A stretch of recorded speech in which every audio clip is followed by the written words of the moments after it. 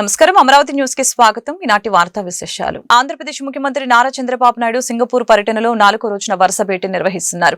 Capital and investment, Mandai wildlife group, Sumitomo Mitsui banking corporation, Temasek holdings వంటి సంస్థల ప్రతినిధులతో వేర్వేరుగా CM Chandrababu బృందం భేటీ అయ్యారు.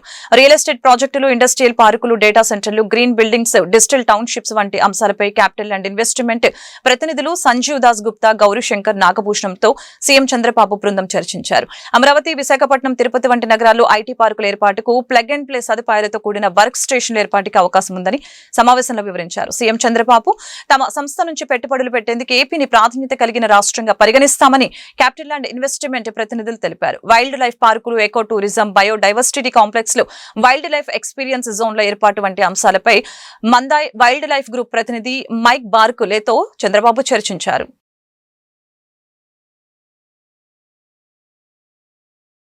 వైసీపీ హయాం నాటి మద్యం కుంభకోణంలో జగనే ప్రధాన దోషి అని ఎమ్మెల్యే గోరంట్ల బుచ్చయ్య చౌదరి ఆరోపించారు. నిన్న 11 కోట్లు దొరకడంతో ఇప్పుడు నగదు డంపులను మార్చేస్తున్నారని తెలిపారు. ఇవాళ కాకపోతే రేపైనా డంపులు అన్ని దొరుకుతాయని చెప్పారు. డంపులు మార్చేస్తా ఉన్నారు.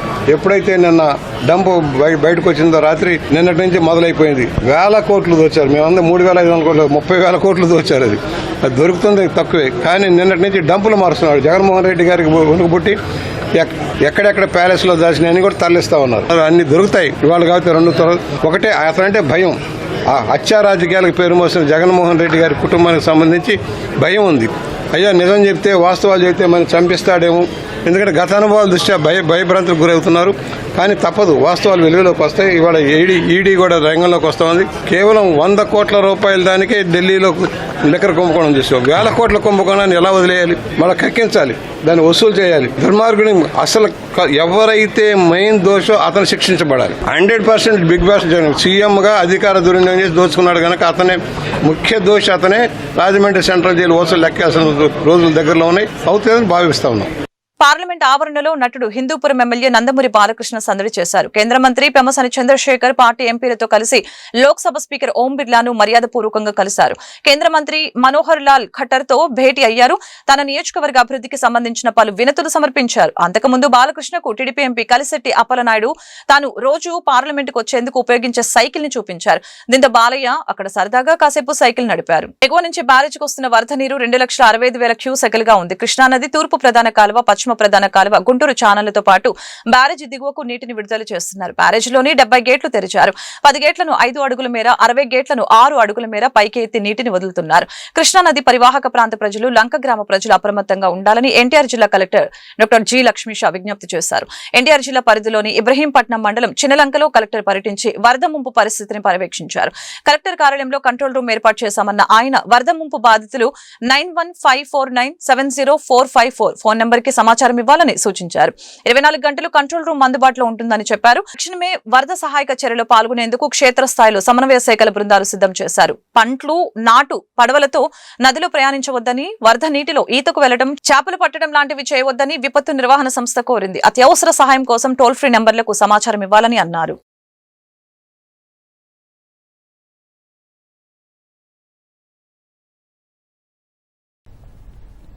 ప్రకాశం బ్యారేజ్ కి దాదాపు 2.5 లక్షల క్యూసెక్స్ వాటర్ పులిచింతల నుంచి రావడం జరిగింది. దీంట్లో భాగంగా ఈ లోలేయింగ్ ఏరియాస్, అలాగే రైపేరియన్ విలేజెస్ అయితే ఉన్నాయి, రివర్ పక్కన ఉన్న విలేజ్ అన్నిటికీ అలర్ట్ పెట్టి ఉన్నాము. అన్ని చోట అధికారులు అప్రమత్తంగా ఉన్నారు. ఈవెన్ ఎస్డీఆర్ఎఫ్ టీం కూడా ఎక్కడికక్కడ సంసిద్ధంగా ఉన్నారు. ఎక్కడ ఏమి ఇబ్బంది కలగకుండా పబ్లిక్ కి అవేర్నెస్ క్రియేట్ చేయడం జరిగింది. ముఖ్యంగా ఈ ఇబ్రాహీంపట్నం ఫెర్రీ పాయింట్, అలాగే పొత్తి సంగమము, చిన్నలంక, పెద్దలంక, సో ఈ ఏరియాలో లోలేయింగ్ ఏరియాస్ ఎక్కువ ఉన్నాయి, గ్రామాలు కూడా ఉన్నాయి. కాబట్టి అక్కడ జాగ్రత్తలు వహిస్తూ అక్కడ ఏదైనా కనెక్షన్ పాయింట్ రోడ్ కి అక్కడ కావాల్సిన బోట్లు ఏర్పాటు ఇవన్నీ చేయడం జరిగింది. ఈ రోజు ఈవినింగ్ కల్లా మాక్సిమం 3 lakhs క్యూసెక్స్ కూడా వాటర్ వచ్చే అంచనా ఉంది. దానికి తగ్గట్టుగా మనం తయారీ కూడా ఉంది. కాబట్టి ప్రజలు భయపడాల్సిన అవసరం లేదు, కానీ అప్రమత్తంగా ఉండండి. ఎక్కడైతే ఫెర్రీలు, ఘాట్కు, అలాగే రివర్ ఏరియాలో నీళ్ళకి దిగకండి. అలాగే పిల్లల్ని, పశువుల్ని కూడా ఎక్కడ నీళ్ళ దగ్గరికి వెళ్ళనివ్వకండి. కొంచెం ఈ 2 days అప్రమత్తంగా ఉండండి. ఈ సందర్భంగా కోరుతున్నాను. భారత్పై అమెరికా 25% టారిఫ్లు ప్రకటించిన నేపథ్యంలో దేశ ప్రయోజనాలను కాపాడేందుకు అన్ని చర్యలు తీసుకుంటామని కేంద్ర ప్రభుత్వం ప్రకటించింది. ఈ మేరకు కేంద్ర వాణిజ్య పరిశ్రమల శాఖ మంత్రి పీయూష్ గోయల్ పార్లమెంటు ఉభయ సభల్లో ప్రకటన చేశారు. ఈ ఏడాది అక్టోబర్, నవంబర్ కల్లా తొలిదశ వాణిజ్య ఒప్పందం కుదుర్చుకునే లక్ష్యంతో అమెరికాతో మార్చి నెల నుంచి భారత్ చర్చలు జరుపుతుందని గోయల్ తెలియజేశారు. ఏప్రిల్ 5న భారత్పై 10% ప్రాథమిక సుంకాలు ప్రకటించిన అమెరికా మొత్తం 26% టారిఫ్లను విధిస్తామని తెలిపినట్లు చెప్పారు. అయితే ఆ నిర్ణయాన్ని ట్రంప్ 90 రోజులు వాయిదా వేశారని గోయల్ వివరించారు. తర్వాత ఆగస్టు 1 వరకు పెంచారని గుర్తు చేశారు. घटनाक्रम से होने वाले प्रभावों का परीक्षण कर रही है. वाणिज्य एवं उद्योग मंत्रालय निर्यातकों और उद्योग सहित सभी हितधारकों से संवाद कर इस विषय पर उनके आकलन की जानकारी ले रहा है. सरकार हमारे किसानों, श्रमिकों, एंटरप्रेन्योर्स, उद्यमी, निर्यातकों, सूक्ष्म, लघु और मध्यम उद्योगों और उद्योग जगत के सभी हितधारकों के कल्याण की रक्षा और संवर्धन को सर्वोच्च महत्व देती है. हम अपने राष्ट्रीय हितों को सुरक्षित करने और आगे बढ़ाने के लिए सभी आवश्यक कदम उठाएंगे. ఇండియన్ ఎకానమీ గురించి అమెరికా అధ్యక్షులు డొనాల్డ్ ట్రంప్ చేసిన సంచలన వ్యాఖ్యలను కాంగ్రెస్ అగ్రనేత ఎంపీ రాహుల్ గాంధీ పూర్తిగా సమర్థించారు. ట్రంప్ చెప్పినట్లు ఇండియన్ ఎకానమీ డెడ్ ఎకానమీనే అని రాహుల్ అన్నారు. యుఎస్ ప్రెసిడెంట్ ట్రంప్ చెప్పింది నిజమేనని, ప్రధాని మోదీ హయాంలో భారత ఆర్థిక వ్యవస్థను చంపేశారని సంచలన కామెంట్స్ చేశారు.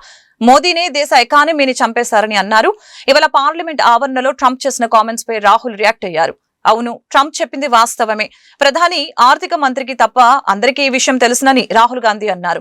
ట్రంప్ వాస్తవాన్ని వెల్లడించినందుకు సంతోషిస్తున్నట్లు తెలిపారు. ఇందులో ఆశ్చర్యం లేదని, ఆదానికి సహాయం అందించడం కోసం బీజేపీ ఆర్థిక వ్యవస్థను నాశనం చేసిందని అన్నారు. Yes, he's right. I mean, everybody knows this, except the Prime Minister and the Finance Minister.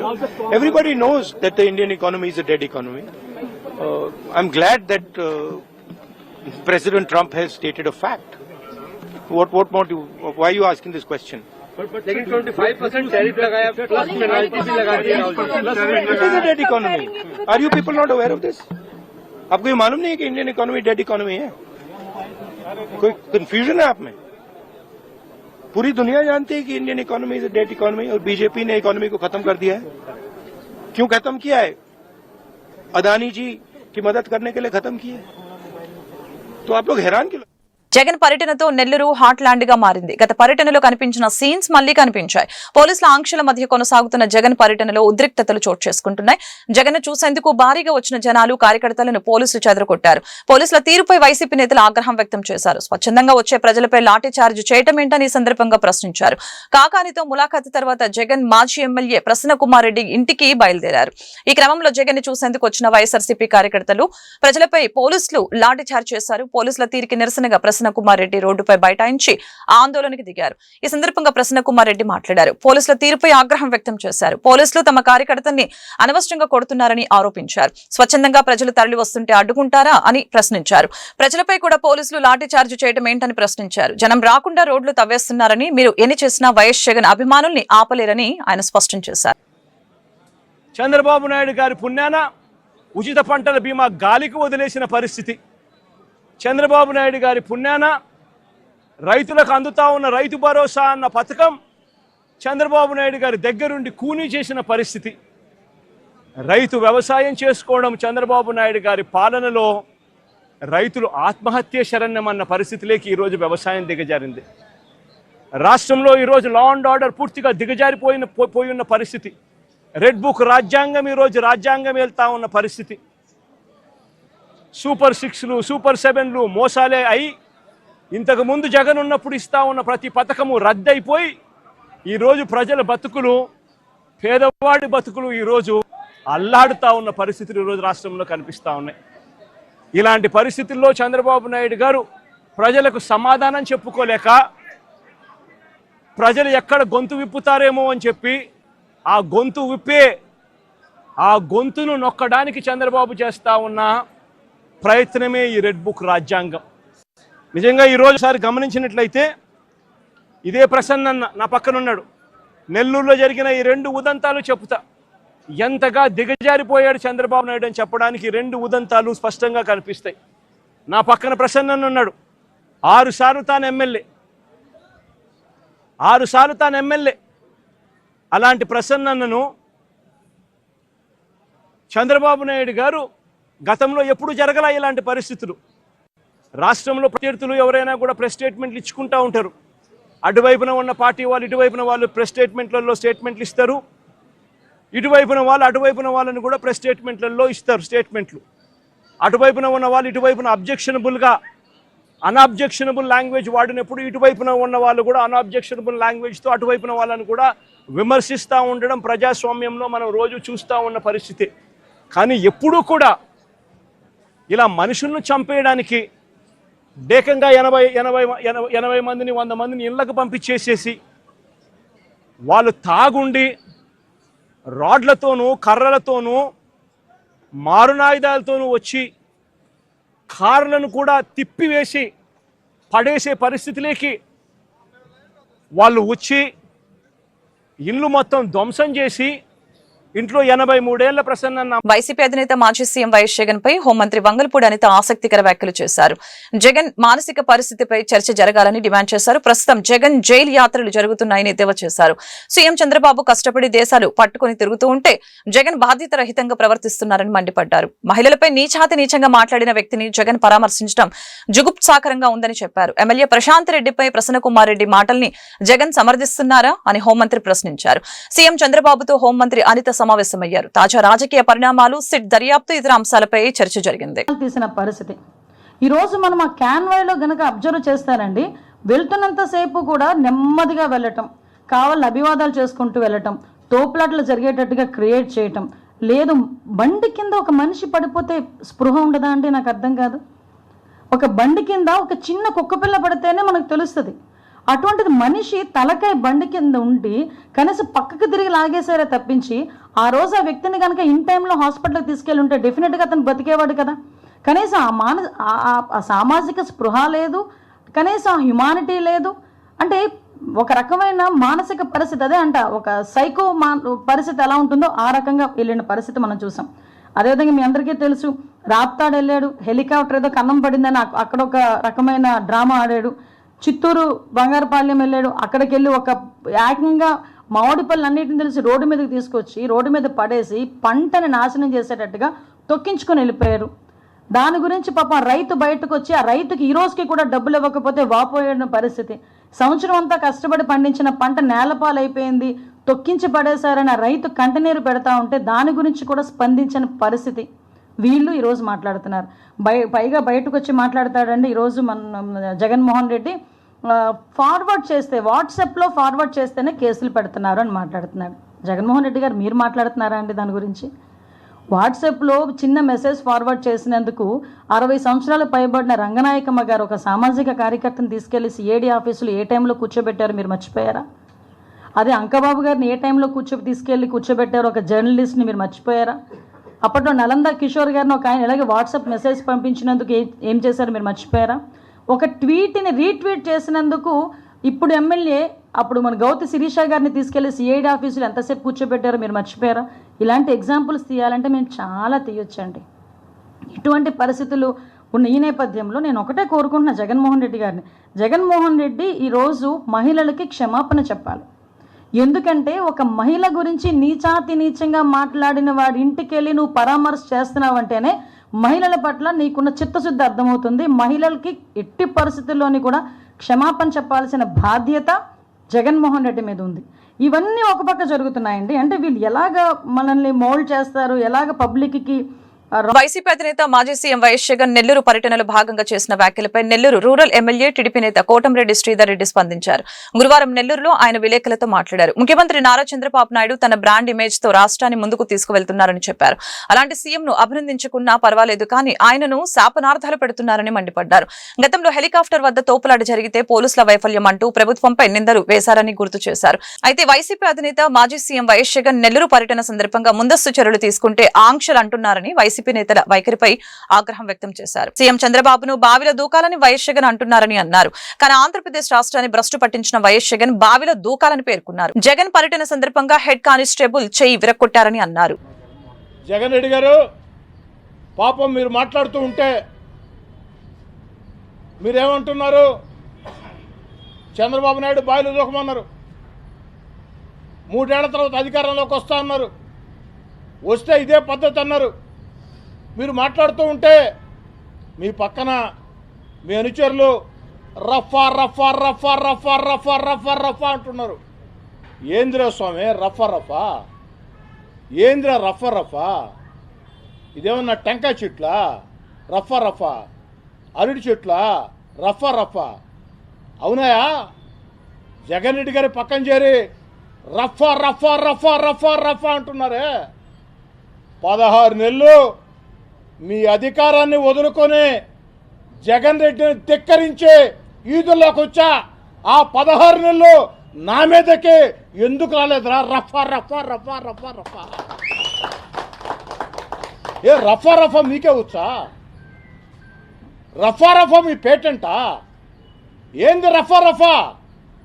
టెంకాయలా? రఫా రఫా రఫా అరటి చెట్ల? రఫా రఫా రఫా లేదు రాయలసీమలో చీని చెట్ల? రఫా రఫా రఫా ఏంది రఫా రఫా?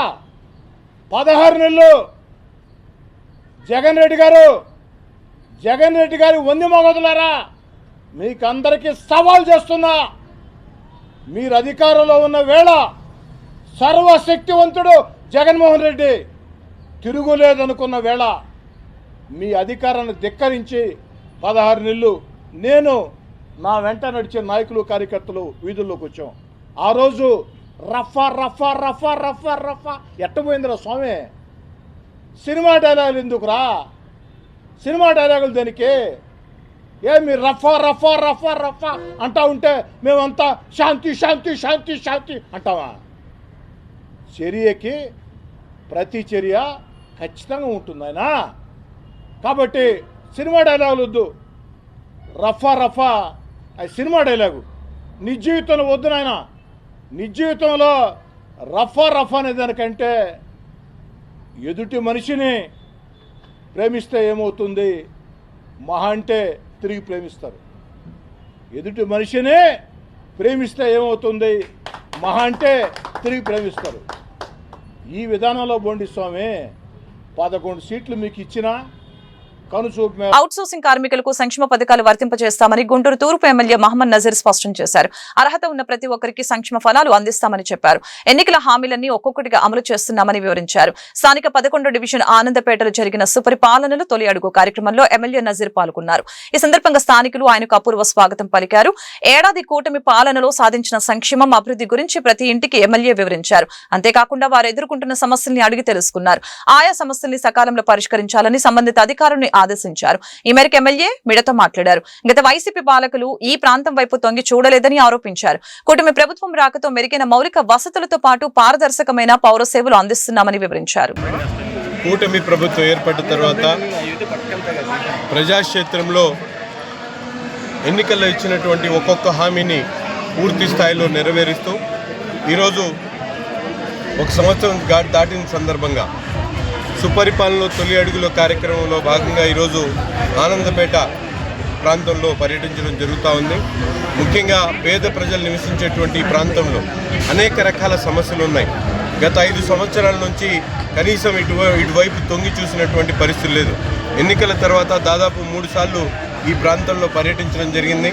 ముఖ్యంగా ఇక్కడ నివసించేటువంటి పేద వర్గాలు, ముఖ్యంగా పారిశుద్ధ్య కార్మికులు ఎక్కువ శాతం ఉండేటువంటి ప్రాంతం ఈ ప్రాంతం రెల్లి బజారు. దీంట్లో వీళ్ళందరూ కూడా సంక్షేమ కార్యక్రమాలు అవుట్సోర్సింగ్ ఉద్యోగస్తులకి ఎవరు కూడా అందట్లేదనేటువంటి మాట వీళ్ళందరూ కూడా చెప్తా ఉన్నారు.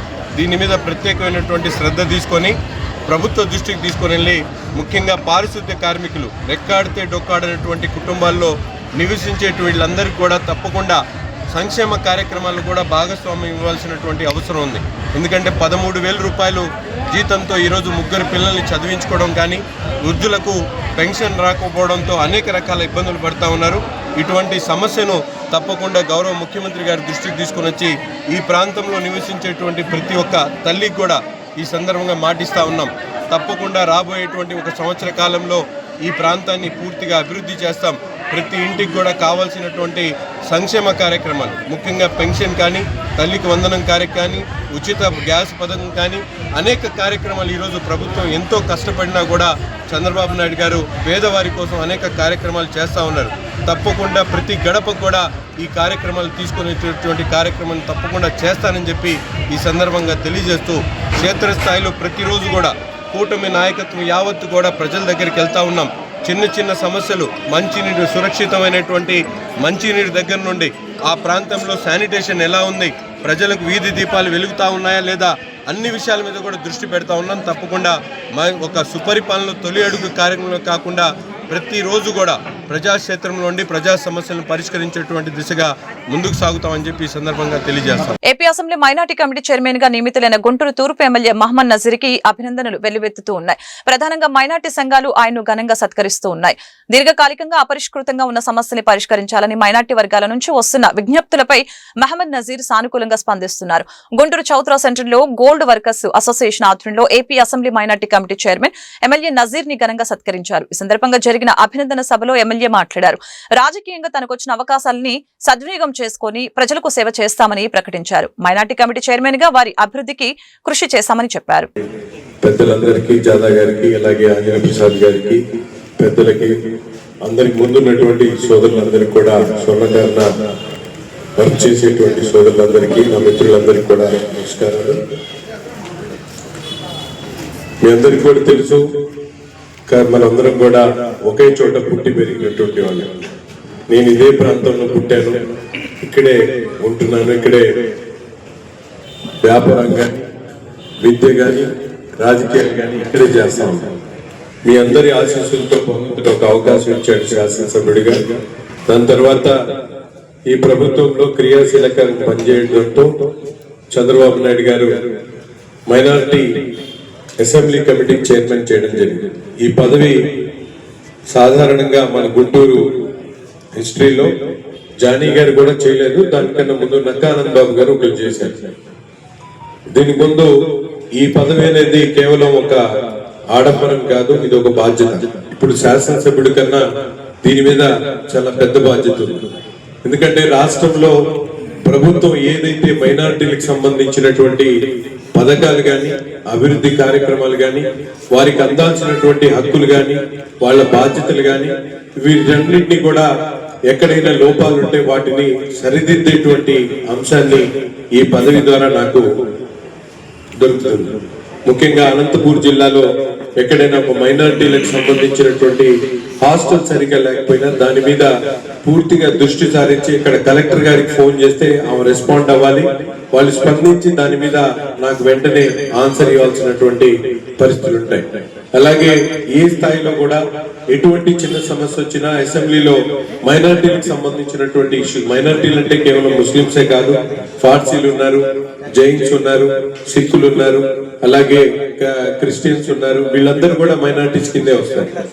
అందుకని ఇటువంటి గురుతర బాధ్యతను మన ముఖ్యమంత్రి గారు సమర్థవంతంగా నిర్వహిస్తాం అని చెప్పి ఆలోచనతో ఆయన ఇచ్చినందుకు ఆయనకు హృదయపూర్వకమైనటువంటి ధన్యవాదాలు తెలుపుతా ఉన్నాం. అలాగే మీ అందరి గురించి ఇప్పుడే చెప్పారు పెద్దలు, స్వర్ణకారులు ఎంత ఇబ్బంది పడతా ఉన్నారు. నిజంగానే చూస్తా ఉన్నాం. ఎందుకంటే ఇంతకు ముందు గోల్డ్ మార్కెట్ కి వెళ్తే అందరు ఘీగా మైసూర్ పాకో లేకపోతే జాంగ్లీయో లేకపోతే కాస్ట్లీ ఐటమ్ అంతా ఇక్కడ తినేవాళ్ళు.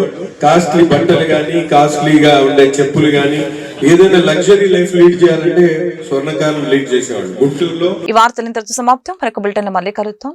నమస్కారం.